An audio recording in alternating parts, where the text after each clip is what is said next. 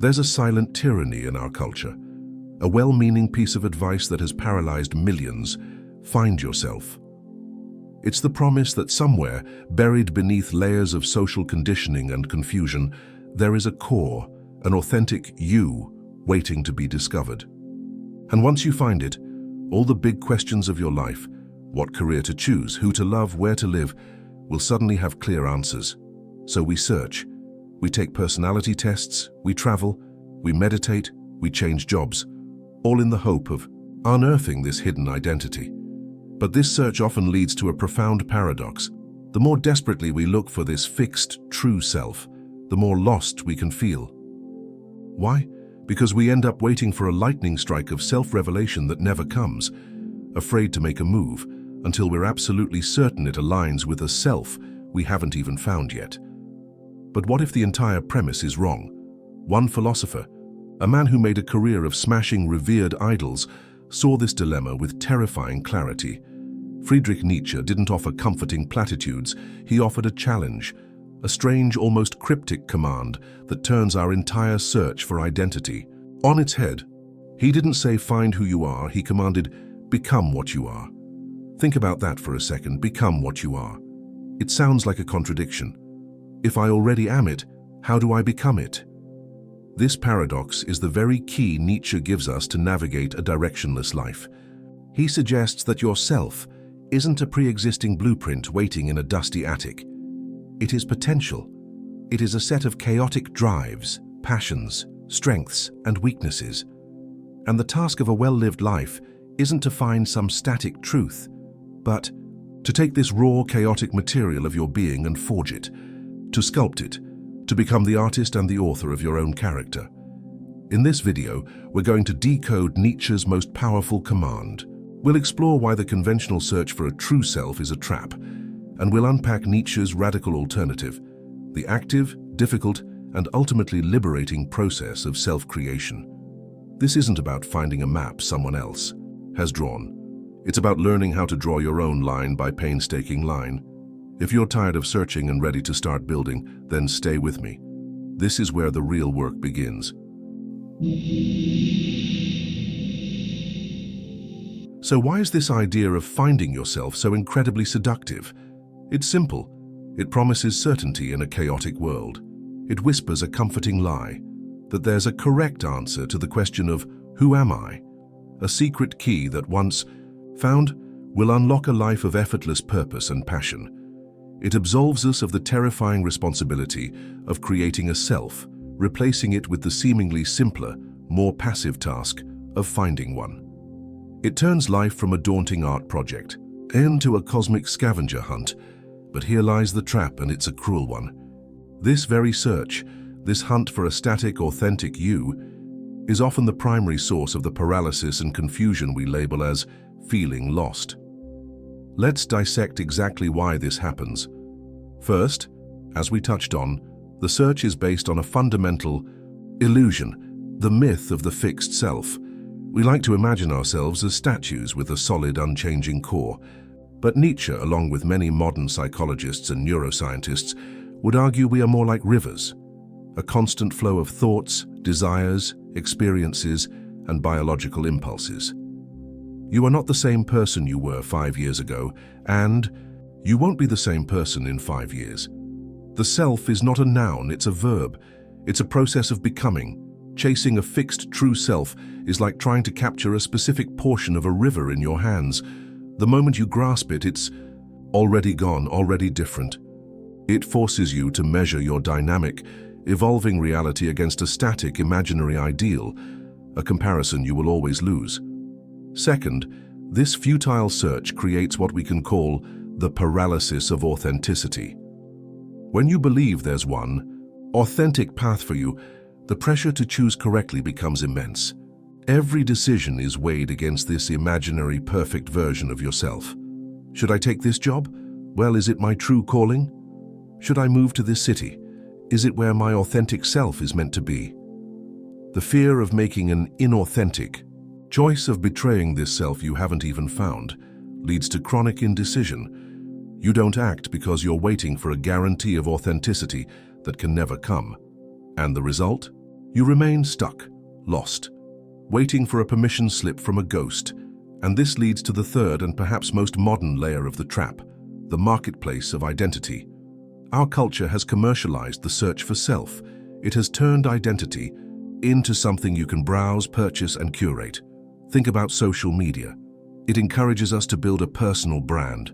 We select our most flattering photos, our wittiest thoughts, our most impressive accomplishments, and we package it into a neat, consistent, and marketable version of me. The problem is, we then become slaves to our own creation. We get trapped trying to live up to the expectations of this curated brand, terrified of posting something off-brand that might reveal the messy, contradictory reality of our actual lives. This creates a painful gap between our curated self and our lived self, a gap where the feeling of being a fraud, of being lost, festers and grows. Consumerism pours gasoline on this fire. It sells us identities in a bottle. Buy this truck and become a rugged adventurer. Wear this watch and become a successful leader. Use this minimalist furniture and become a calm, organized person. We are relentlessly told that the path to becoming who we want to be is paved with credit card transactions. This reinforces the core lie that the self is something external to be acquired, not something internal to be built. We become passive consumers of identity rather than active creators of it. Finally, all of this externalizes your power. When you're searching for a true self, you're always looking for external clues. You're looking for signs from the universe, for answers in personality tests, for validation from others, for products that define you. It trains you to believe that the authority on your own life lies somewhere outside of you. You become a detective looking for clues about yourself, instead of the architect designing and constructing yourself, brick by brick. So if you're constantly looking for external signs to tell you who you are, if you're waiting for a flash of insight to reveal your true passion before you commit to anything, if you feel paralyzed by the fear of making the wrong choice for your authentic self, then you are caught in the trap. You are playing a game that is rigged against you, because the treasure you're looking for was never buried in the first place. This is the bleak diagnosis. It's the reason why, after years of searching, so many of us feel more lost than when we started. So if the self isn't a treasure to be found, what is it? And if we stop searching, what do we do instead? This is where Nietzsche enters the scene, not with a comforting map, but with a hammer to shatter the illusion, and a command that changes the entire game. So we've established that the hunt for a pre-existing true self is a dead end, a ghost chase that leaves us paralyzed. This is the moment Nietzsche steps onto the stage, not to offer comfort, but to issue a command. A command that, at first, sounds like an impossible riddle. Become what you are. Let that sink in, not find what you are, not accept what you are. Become what you are. It's a paradox designed to shock the system, to force us out of our passive search and into an active state of creation. How can you become something you already are? The answer lies in Nietzsche's radical redefinition of self. When Nietzsche says what you are, he is not talking about a neat, tidy personality or a fixed identity. He is talking about the raw, chaotic, untamed material of your existence. It's the sum total of your unique potential. It's your strange mix of passions, your deep-seated curiosities, your natural talents, your physiological drives, your darkest impulses, and even your most profound weaknesses. What you are is this entire orchestra of conflicting forces within, you currently playing without a conductor. It is, in essence, your fate, the unique hand of cards you've been dealt in life. The second part of the command, the verb become, is where the magic happens. This is the life's work. Become is the active process of taking that raw, chaotic material and giving it style. It's the task of imposing your will upon your own inner chaos, of organizing it, shaping it, and forging it into a coherent, powerful, and meaningful whole. It's about transforming the cacophony of your inner orchestra into a symphony. Now, to truly grasp how revolutionary this idea is, we have to place it against the cornerstone of nearly all Western thought about the self, the Socratic command. To know thyself. For over 2,000 years, Philosophy taught us that wisdom lies in introspection, in peeling back the layers of ignorance to discover a true, rational soul within. Socrates tells us to look inward to find truth. Nietzsche looked at this tradition and saw it as another, more subtle trap. He believed that looking inward would not reveal a single, true self, but a chaotic battlefield of competing drives and desires. For Nietzsche, the Socratic project was too passive, too optimistic about reason. He argued that you cannot simply know your way to a better self, you must build it. Know thyself is an act of discovery. Become what you are is an act of creation. It's the difference between being an archaeologist of your own past and being an architect of your own future. The archaeologist carefully brushes away dust to reveal something that already exists. The architect, while respecting the terrain and the materials available, designs and builds something entirely new. Nietzsche invites us to be architects. Think of it this way. You are both the block of marble and the sculptor. The marble, what you are, has its own unique properties, its veins, its strengths, its fault lines. You can't turn a block of granite into a block of marble. You must work with the material you have. This is the knowing part, understanding your raw material. But knowing the marble is not enough. As the sculptor, the becoming, your task is to pick up the hammer and chisel, to chip away everything that is not essential, to polish the rough edges, to give that raw potential a definitive, beautiful, and powerful form. The person who simply knows themselves is like someone who has perfectly mapped every single vein and fissure in a block of marble, but leaves it sitting in the quarry, untouched. They have knowledge, but no creation.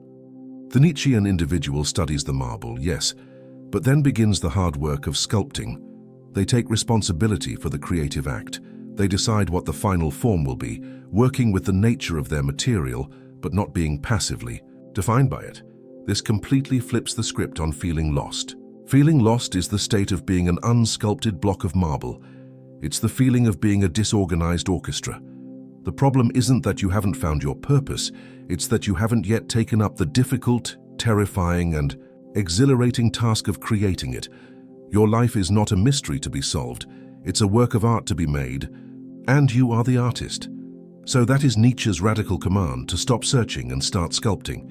Before we dive into the practical tools for how to actually do this, if this shift in perspective is already resonating with you, I'd be so grateful if you could like this video and subscribe for more content that challenges conventional thinking. Hit the notification bell to join our community. And a quick question for the comments. What's a piece of common self-help advice that has never worked for you? I'd love to know. Your support is what makes these deep dives possible. All right, ready to pick up the sculptor's tools? Let's get practical. So, become what you are. It's a powerful, beautiful command, but it can also feel intimidating. If I'm both the sculptor and the marble, where do I even begin? How do I pick up the hammer and chisel? What does this process of self-creation actually look like in our day-to-day lives? This isn't a 5-step plan to instant self-realization. This is deeper. It's about cultivating a certain kind of relationship with yourself and the world. Let's call these the sculptor's tools, 5 Nietzschean principles for the practical art of becoming. First tool, listen to your body, your great reason. Nietzsche had a revolutionary idea for his time. He trusted the body more than the conscious mind. He called the body the great reason and the mind the little reason. While your conscious thoughts can be tangled in anxieties, societal pressures, and what you think you should want, your body often knows the truth. It gives you direct, honest feedback. The first practical step is to learn to listen to it. But this requires nuance. How do you distinguish the body's deep intuition from simple fear or anxiety? Fear often feels contracting, frantic, tight. It's a feeling of wanting to retreat, to become smaller. It's noisy and often focused on a specific catastrophic what-if scenario. A true deep yes from the body, however, often feels expansive. It can be quiet, calm. It feels like an opening up, a sense of alignment, a subtle surge of energy, even if the path it points to is difficult or scary. It's a feeling of this is right, not this is safe. So here's a practical experiment. The next time you face a significant choice, close your eyes and visualize each option. Don't just think about the pros and cons. Feel it in your body. Imagine you've accepted job offer A. Sit with that feeling for a minute. Is there a tension in your jaw, a tightness in your chest? Now imagine you've accepted job offer B. Does your breathing deepen? Do your shoulders relax even slightly? Does a sense of quiet excitement or simple rightness emerge? That is crucial data. Treat your gut feelings not as random noise, but as signals from your raw material. What activities, environments, and people make you feel physically more powerful and expansive? Move towards that. That is your first clue. Second tool, identify and slay your dragons, the thou shalts before. You can build, you must clear the ground. A sculptor must first chip away the large, unwanted pieces of stone. For us, these are the values and beliefs we've passively absorbed from others. Nietzsche called the personification of these inherited rules the great dragon, named thou shalt. In our modern world, these dragons are everywhere. There's the dragon of hustle culture, roaring, "Thou shalt equate thy worth with thy productivity." There's the dragon of social media perfection, whispering, "Thou shalt present a flawless, enviable life at all times." There's the dragon of familial expectation, which dictates a specific career, relationship status, or life path. To become what you are, you must first identify what you are not. This requires a brutally honest inventory. Take out a piece of paper and write down the rules you live by, the shoulds that govern your decisions. For each one, ask these questions. 1. Whose voice is this, really? Is it my mother's, my father's, a teacher's, society's? 2. Does obeying this rule genuinely make me feel stronger, more expansive, more alive? Or does it make me feel weaker, smaller, resentful? 3. What is the absolute worst thing that would happen if, for one day, I lived as if this rule didn't exist? This is the work of Nietzsche's lion, the spirit that says a sacred no. This questioning isn't about rebelling for the sake of it, it's about creating a free space. You cannot build your own house on land, cluttered with the ruins of other people's expectations. Third tool, define yourself through action, create your own virtues. Here is a radical shift. Nietzsche would argue that you don't act because of who you are. You become who you are because of how you act. We think, I can't do that brave thing because I'm not a brave person. Nietzsche would say, do the brave thing, and you will become brave. Your character is not a static list of traits. It is forged and revealed through your actions. So instead of waiting to feel passionate to start a project, start the project to generate passion. Instead of waiting to feel disciplined to go to the gym to build discipline. The best way to approach this is to treat your life as a series of experiments. You don't need to commit your entire identity to one path forever. That's the old way of thinking. Instead, ask, I have a hypothesis that I might enjoy painting. What's the smallest, quickest experiment I can run to test this?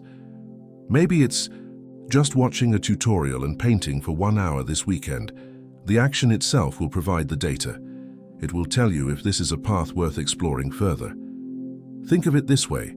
You are building a bridge as you walk on it. The person who is lost is standing on the riverbank, trying to plan the entire bridge down to the last millimeter before they take the first step. They never start. The Nietzschean individual lays down the first plank, the first action, and steps on it. That action gives them a new vantage point from which to lay the next plank. The path isn't found. It is built, one action at a time. Fourth tool. Use hardship as resistance, the value of the hammer. A sculptor cannot shape a stone with their bare hands. They need the resistance of the hammer and chisel. Nietzsche believed that hardship, struggle, and pain are not obstacles to becoming yourself. They are the indispensable tools that make it possible. It's the pressure that reveals your strength. Modern psychology has a term for this: post-traumatic growth. The idea that people can experience profound positive development after adversity. Nietzsche was saying this over a century ago. When you feel lost, you are in a state of struggle. The temptation is to see this as a sign of failure. A Nietzschean perspective reframes this completely. This feeling of being lost, this discomfort, this struggle is the resistance you need to grow. It's the hammer striking the marble. So when you face a challenge, reframe the question. Instead of, "Why is this happening to me?" ask, "What is this challenge making possible for me? What strength is it forcing me to develop? What weakness is it carving out of me?" For example, getting laid off from a job feels like a pure failure. But it can also be the hammer blow that forces you to reevaluate your skills, discover your resilience, and pursue a path you were too comfortable or afraid to consider before. The hardship creates an opening. This isn't about enjoying pain. It's about using it. It's about becoming a spiritual alchemist, someone who knows how to take the lead of suffering and transform it into the gold of wisdom and strength.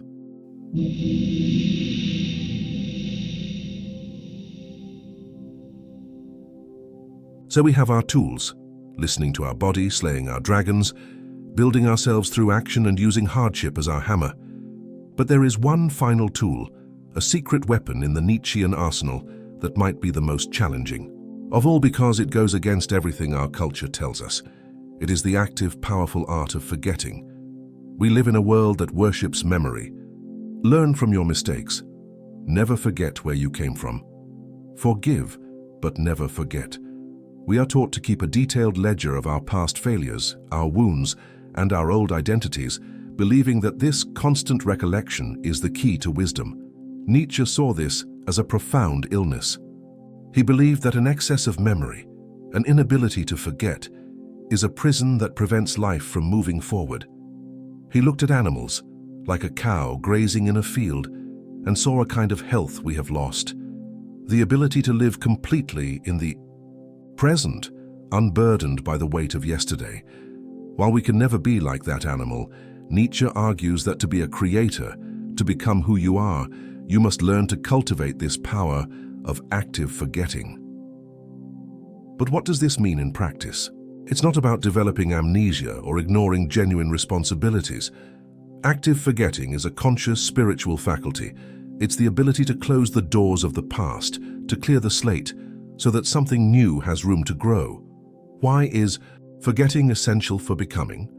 First, it frees you from the prison of your past self.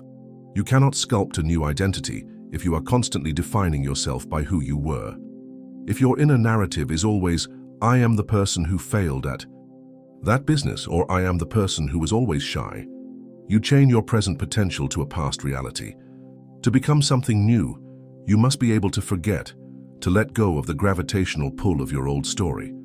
It's the choice to say, "That person was a draft. Today, I start a new page." Second, it is the only antidote to the poison of resentment. Nietzsche saw resentment as one of the most destructive human emotions. It keeps you tethered to past wounds, forever replaying injustices in your mind. This state of constant bitterness makes you a slave to the past, preventing you from using your energy to create a powerful future. Forgetting in this context is an act of profound self-liberation.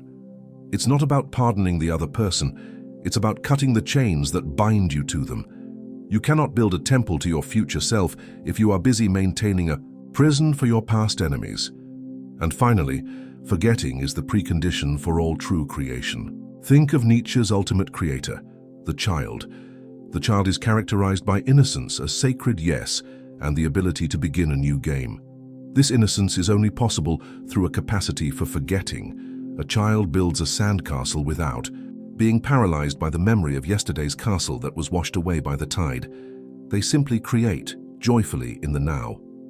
To create new values, to draw your own map, you must cultivate this ability to grant yourself a clean slate.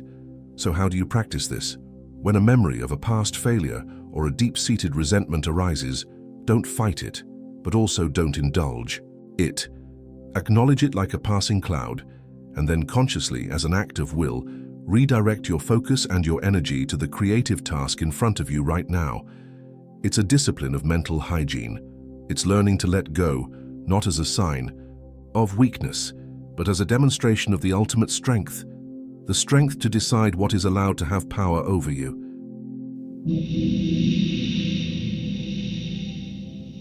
So we began this journey together with the profound and unsettling feeling of being lost. We didn't just put a bandage on it, we diagnosed the wound. We dismantled the popular yet paralyzing advice to find yourself, revealing it as a trap that keeps us waiting for a revelation that never comes. And in its place, we discovered Nietzsche's powerful paradoxical command, become what you are. We've learned that this isn't a call to uncover a hidden identity, but an invitation to take up the noblest and most difficult art form there is, the art of self-creation. It's the lifelong task of taking the raw, chaotic marble of your potential and sculpting it with intention, action, and courage. To do this, we've filled our toolkit with 5 of the sculptor's most essential instruments. First, the wisdom to listen to our body, our great reason, as the most honest guide to our innate strengths. Second, the courage to identify and slay the dragons of thou shalt, clearing the ground of inherited values we never chose. Third, the discipline to define ourselves through action, understanding that we build our character brick by brick, one choice at a time. Fourth, the alchemical skill to use hardship as our hammer, transforming the resistance of life into the very force that gives us shape and strength. And finally, the profound and liberating power of the art of forgetting, clearing the slate of past failures and resentments to make room for new creation. But the most important thing to understand is this sculpture is never truly finished. Becoming what you are is not a destination you arrive at one day. It's a continuous, dynamic process. You are a lifelong work of art. There will be times you must be the lion, clearing away what no longer serves you. There will be times you must be the child, creating anew with joyful experimentation. And there will be times you must simply listen to the stone to understand the material you are working with today. The beauty of this entire philosophy is that it transforms the feeling of being lost from a sign of failure into a sign of immense potential. Being lost is simply the state of the unsculpted block. It's the quiet moment before the artist picks up their tools. It is not a void, but a space filled with freedom. The freedom to decide what comes next, the freedom to create. So, if you feel lost right now, take heart. You are not broken. You are simply standing before the raw material of your own becoming. The path forward isn't about finding a map. It's about drawing one.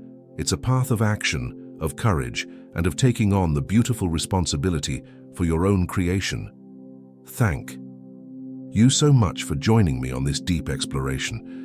If this resonated with you, or if it challenged you in a meaningful way, please show your support by giving this video a like. And if you haven't already, please subscribe and click that notification bell so you don't miss our future journeys into philosophy and life's big questions. Sharing this video with someone else who might feel a little lost would also mean the world to me. And for our discussion today, what is one should or thou shalt that you are ready to start questioning in your own life after watching this? I'd be incredibly interested to read your reflections and experiences in the comments below. Your insights enrich this community. Until next time, don't just search, create.